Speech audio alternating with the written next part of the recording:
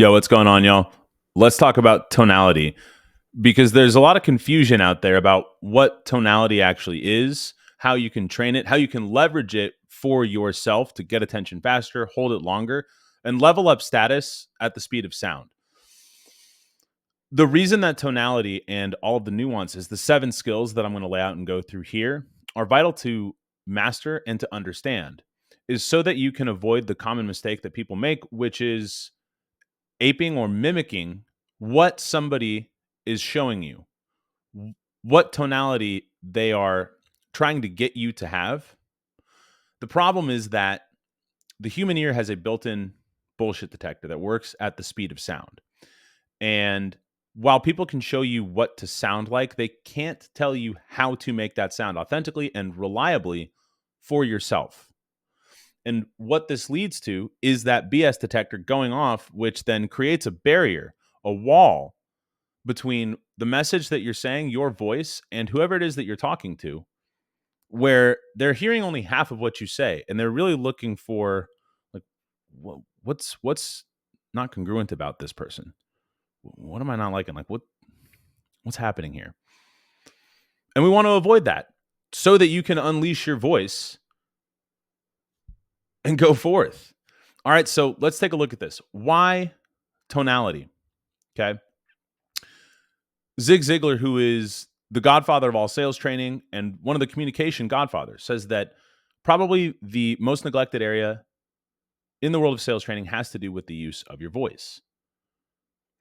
Your voice tells the world who you are, and tonality gives you the power to control how the world receives that message. Like I mentioned, trained tonality gives you the ability to raise your status at the speed of sound. It's the essence of persuasion. Without it, spoken words lose their meaning. Consider this. Every accomplishment, large and small, in human history has hinged on tonality. One person used their voice to share an idea. It convinced others that the idea aligned with their best interests, so much so that they abandoned projects of their own to bring that idea to life. Now, I've spent half my lifetime in pursuit of 2 things: knowledge and mastery of my voice, and knowledge and mastery of my body. As a professional opera singer, that's me right there, making my principal role debut at the Washington National Opera at the Kennedy Center. As a professional opera back in those days, as a professional opera singer, I'd get up before dawn on my day off after leaving the stage just a few hours earlier, drive an hour to a bus, sit on it for 4 hours, get off, go straight to a voice lesson in New York City, where I now live, and then I do the trip in reverse to be on stage the next day. So hours adding up to weeks of my life have been spent picking apart recordings of singing lessons and of the YouTube recordings of legends, Dmitry Vorstovsky, Bastianini, etc., searching for the next clue on my hunt for vocal treasure. I was a standout at the top music schools and singer development programs in the world. Yet somehow, instruction from the best minds in classical technique left me and my colleagues focused on the wrong thing. We were taught, trained, and educated to produce technically perfect sounds. Technically perfect, totally devoid of humanity.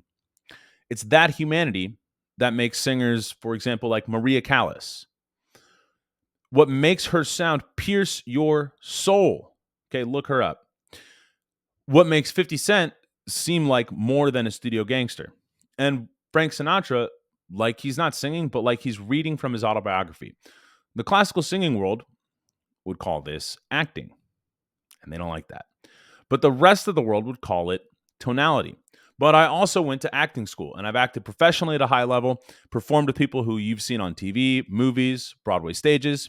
Acting techniques play a big part in mastering tonality, but they still don't fully complete the skill set to weaponize your voice to make it an asset and not a liability to help you get what you want faster. So when the pandemic indefinitely shut down all performing opportunities around the globe, I decided to try my hand in a different line of work. Very different. Enterprise cyber security software sales. And in short order, I was breaking records in my office and developing a reputation as a tenacious and effective cold caller to some of the biggest dogs in the game. C-suite at Fortune 500, 100 companies, okay? And then not just getting their attention and booking a meeting with them, but getting them into deal cycles that I was also leading. full cycle account executive, whatever you want to call it. So how was I able to stand out with zero experience in an industry that hates vendor outreach almost as much as it does ransomware and other cyber threats? By training and mastering all 7 skills of tonality. So before we dig into those 7 skills, let's really clarify, like, what is tonality? Okay, we know why, but what is it? It's hyper niche.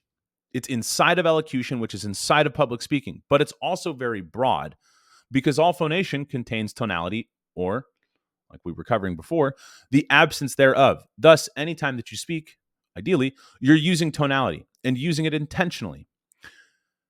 That makes it high leverage because no other skill in the world can influence as many outcomes in as many areas as tonality. Use it consciously, and the world is your oyster. Give it no further thought, and you'll never know what might have been. I think the most famous use of tonality of all time, I'll spare you my line reading here, but just give a look to these 3 words. Okay, you can already hear it in your head. Even though he introduces himself with just 3 words, those words are jam-packed with data about what Bond thinks of himself, of who he's talking to, and how they stack up against one another. Let's look at another example. Right here. Now, I'm half Sicilian, which makes me very partial to this movie, in addition to it being one of the greatest movies of all time. You can see there, that white text, that's the book, which I highly recommend you read, especially if you enjoyed the movie. But we can hear clearly that this is something that Don Corleone has handled. He's done this 1,000 times. He even enjoys it a little bit. It's nothing to him, and the situation is totally under control. Now, does the tuxedo grant tonality superpowers? Perhaps. Topic for another time.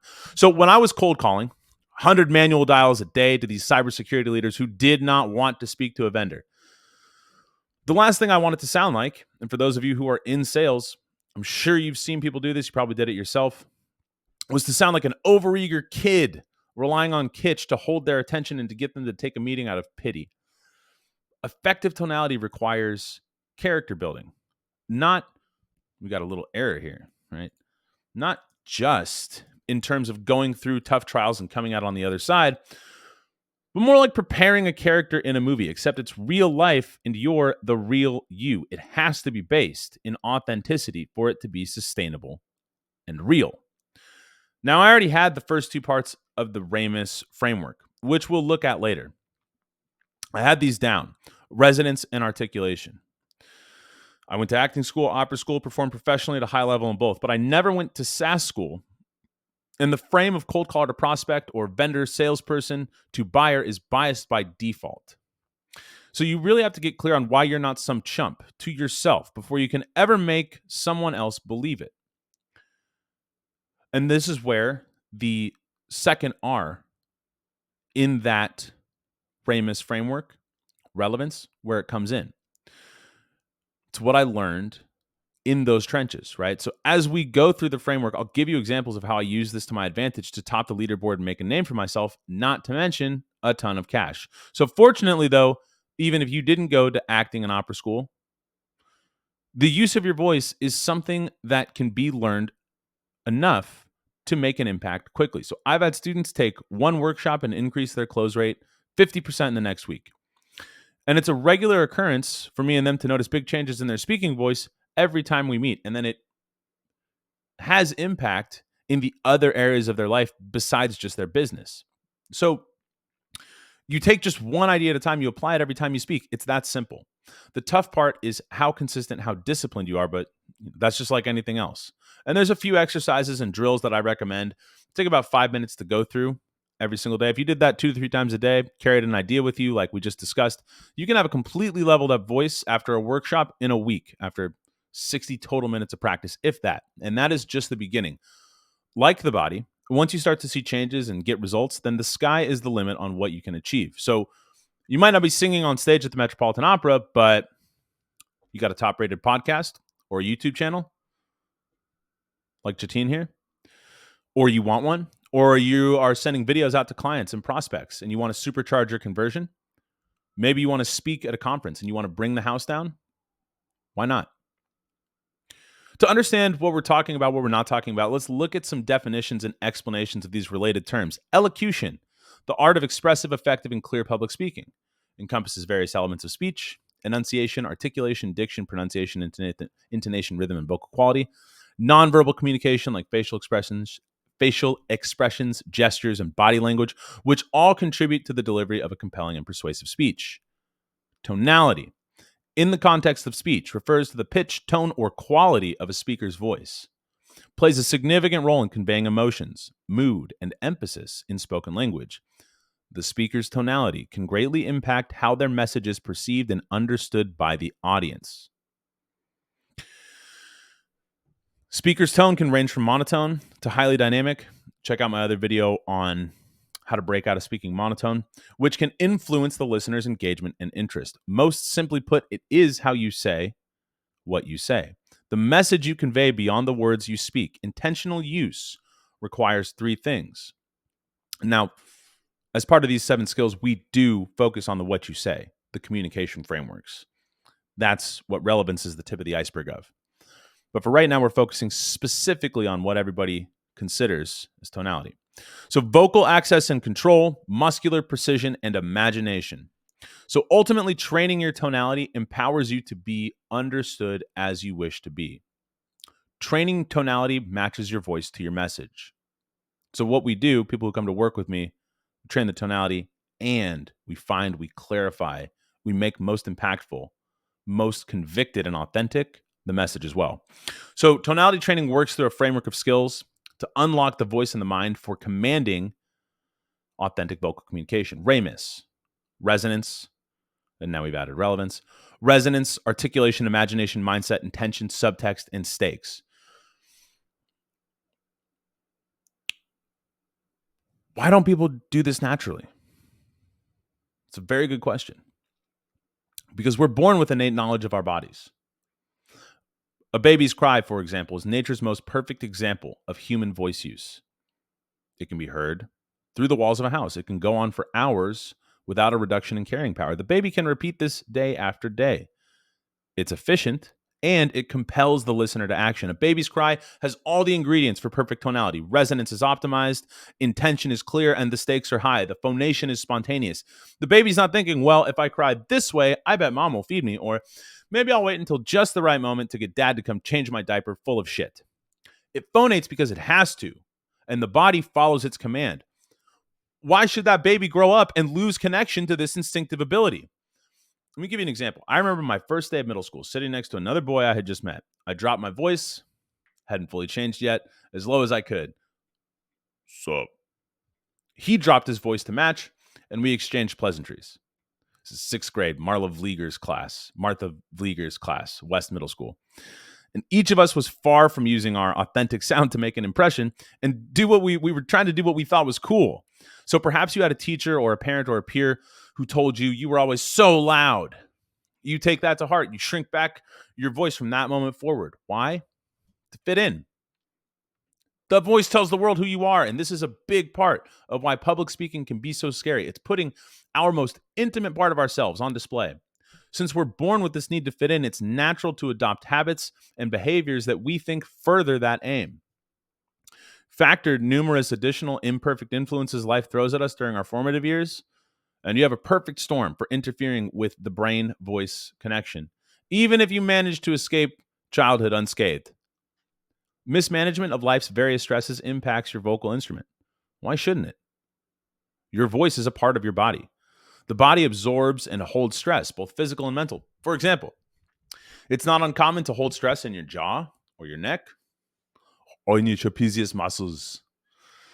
So even if we had emotionally stress-free lives, our lifestyles are not conducive to physical well-being. We spend all day staring at phones or sitting at desks, pulled even further out of natural alignment. We eat soft food and wear squishy shoes, atrophying the chain of muscles from top to bottom. Each of these muscle groups is connected to another muscle group, which must compensate for this weakening. And while phonation, the voice, is the result of air bringing 2 multi-millimeter folds of cartilage together, the quality of that sound depends on coordination of the proximal muscle groups to make space. Mental burdens and physical habits impair our ability to use our voices. Despite its celebration of the loud and audacious, we grow up in a culture that tells you to apologize for voicing your needs and going after what you want. We learn to take up less space than we can because we aren't deserving of it, or it's rude, or whatever. Before you even speak a word, your body language can tell a whole story. What kind of posture does such an upbringing evoke? Certainly not one that projects confidence, let alone leaving the vocal tract and related systems unencumbered to operate freely. Standing open with eyes up, chest proud, anterior pelvic tilt corrected, and feet firmly planted on the ground would be a physical and emotional challenge for many. It's scary to feel this vulnerable and to take up this much space and give yourself access to that much power. But that's how you access that power. Unlocking your most authentic, commanding, and persuasive voice is less a matter of learning new habits and thinking and more about unlearning the unnatural. So let's dig into the first of the 7 skills, resonance and relevance. Unlocking your voice has little to do with being louder. In fact, being louder, trying to be louder, backfires. It's about being heard instead of seeking more volume. Or the example of, me and that kid in 6th grade, Ryan Wedmore was his name. What guys will try to do is they'll try to shove their voice way down like this. That sets off that BS detector, right? So instead of seeking more volume or more of that type of depth, seek more resonance. So you can identify resonance by the sensation that it creates. It's a sympathetic vibration resulting from creation of space in the vocal tract.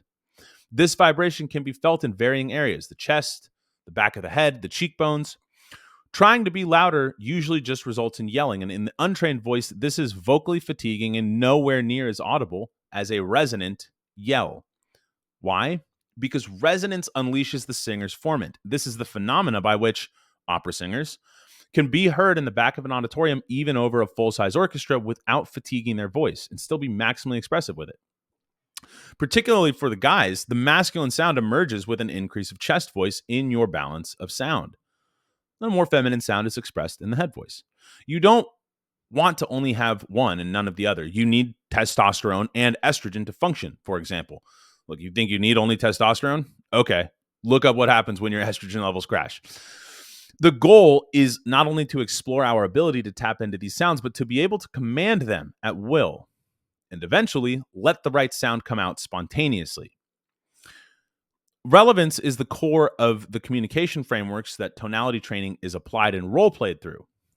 Because what good is mastering how to say it if you don't know what to say or when to say it? These are the frameworks that get people to opt in, to ask how they can be a part of whatever it is that you're communicating. Tonality alone is what gets attention faster and holds it longer. Relevance is what keeps the conversation going, building trust, closing the deal, and creating relationships for life. Next, let's look at articulation. Articulation is muscle memory. Specifically, it's how you make the sounds that form words, okay? So there's, just like with the voice, there's a literal voice and there's a figurative voice. There is literal articulation and then there's figurative articulation. Literal articulation is that muscle memory, how you're making the sounds that form the words. The figurative articulation is how concisely are you presenting an idea. So it isn't pronunciation, because you can articulate well and still mispronounce. Enunciation, diction, and articulation are often used interchangeably. This is understandable, but it lacks nuance and is incorrect. So enunciation refers to the clarity and distinctness with which a speaker pronounces individual syllables, sounds, and words. Proper enunciation ensures that the audience can understand the speaker's message without confusion. Enunciation involves the proper use of the mouth, tongue, and lips to create clear and distinct sounds. Articulation is the physical process of producing individual speech patterns, which involves coordinating the vocal tract's various parts, such as the lips, tongue, teeth, and palate. Articulation can also refer to the clarity with which a speaker pronounces words, but is more focused on the mechanics of producing speech sounds. Diction refers to the speaker's choice of words and the way they are used to convey a particular meaning or message. Selecting the right words, using them correctly, pronouncing them clearly. You can articulate correctly but under-enunciate. You can articulate clearly but mispronounce. If you are enunciating sufficiently but articulating poorly, you're working twice as hard to sound half as smart. If you have good diction but poor articulation, You reduce your chances of being understood and holding audience attention. I like a particular kind of coffee. Let me give you an example. Not the kind made in a pot, but the kind used for Americanos. It's spelled Espresso. People sometimes pronounce this word espresso. This is incorrect. That's diction. But in that example, my articulation is still good. Espresso. The voiceless velar plosive that makes up the first part of the X sound is properly produced. The diction concern is that it's pronounced espresso, which replaces that plosive with a fricative S. Instead of X, we're talking S.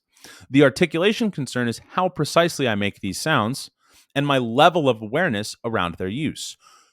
Crisp articulation allows for you to use words in a more engaging way. With precise articulation, you can lean into and play with sounds to create stimulation in a listener's ear. But making these sounds is easier said than done for most people. Making those sounds well and consistently not only makes you easier to understand, but it elevates your status. You sound instantly more credible and put together. It's not dissimilar from exercise form. People have varying levels of proficiency, ranging from dreadful to pretty good to superb. All of them are able to achieve results, but the quality, resiliency, and speed of the results are impacted by attention to form. Those with deliberate, excellent form have a much higher ceiling of what's possible than those without. Next, let's look at imagination. The voice is many things, but it is not tangible. Unlike an instrument like a trumpet or a clarinet, you can press a button, move air, and get a repeatable, predictable sound. But you can't hear yourself as you actually sound. One of the reasons why hearing your voice on recording can be so shocking. But you can feel how you sound. And again, back to the exercise form example, once you feel something and you become aware of it and can describe it to yourself, you can start to intentionally recreate it. So imagination here is two things. The willingness to describe to yourself in a way that will probably only make sense to you, and it should, how it feels and sounds to make resonant and articulate sounds. And it's also about developing awareness and curiosity of how it feels all the time to use your voice. Now let's look at mindset. Whether speaking in front of an audience, introducing yourself to an attractive stranger, or leading a demo or discovery call, many people feel that they aren't worthy. They worry that they're being judged or will look foolish. They don't like the way they sound. The list goes on and on. Simply put, in situations where the voice is critical, people lack confidence. The voice will betray this lack of confidence. But the voice can also give you confidence through breathing and through phonating. You can stimulate your vagus nerve, and stimulating the vagus nerve reduces anxiety and calms nerves. Sound calm, be calm. Be calm, sound calm, for example. Thus, voice use and mindset form a self-fulfilling prophecy. So whether you think you can or you can't, you're right, or something like that. So with repetition and practice, these thoughts go away, and the dread is replaced with excitement. Nerves are not the enemy. They're not bad. Nerves remind you that you're alive. But every person has a voice and deserves to be heard. And tonality training helps to get that voice as beautifully and persuasively out as possible. Now let's look at intention. So there's two intentions. One is micro, more short-term and unique to a situation, and the other is macro and must be in place for every conversation that you have every time you open your mouth. The more specific your intention, the micro one, is, the more powerful your rhetoric will be. This could be get them to stay to the end of the call, right? That's weaker than get them to suggest that we have a meeting. An intention in that micro form must be action driven. Vibes are not enough to sustain an intention. You must seek action from your audience or conversation partner. The more macro intention is that you have to want them to win more than you want the validation. Being told that you're right, or wow, that's such a good question, or you're a brilliant salesperson, or you're a brilliant speaker. You might hear that. In fact, we hope that you hear that, but it comes as a result of you wanting them to win. Okay. Subtext. This is where tonality, as most people think of it, comes alive. So, subtext is the words behind your words, the implied question or statement that sounds as if it belongs with what you just said. It contains beliefs that you have about yourself, what you're saying, who you're speaking to. All of these come through with your subtext.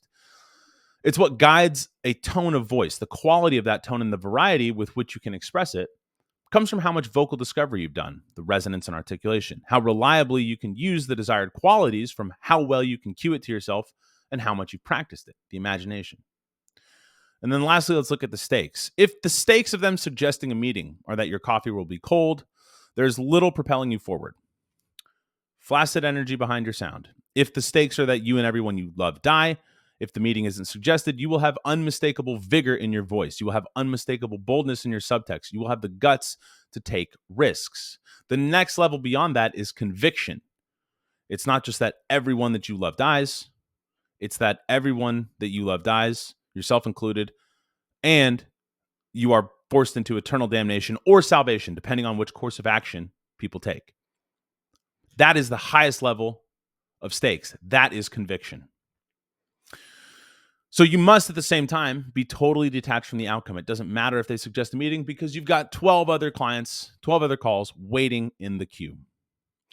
When you're able to put all these things together, consciously and intentionally tweak, incorporate more, dial one back, ramp one up, each one of these things, then you have truly mastered and trained your tonality. You can raise your status at the speed of sound in any situation. Communicate any message persuasively and compellingly and authentically.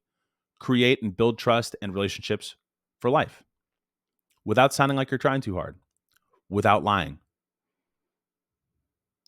None of this works if you're not telling the truth. So, chew on that. You know how to get a hold of me. If this is interesting to you, you want to level up, let's get in touch, see how we can help.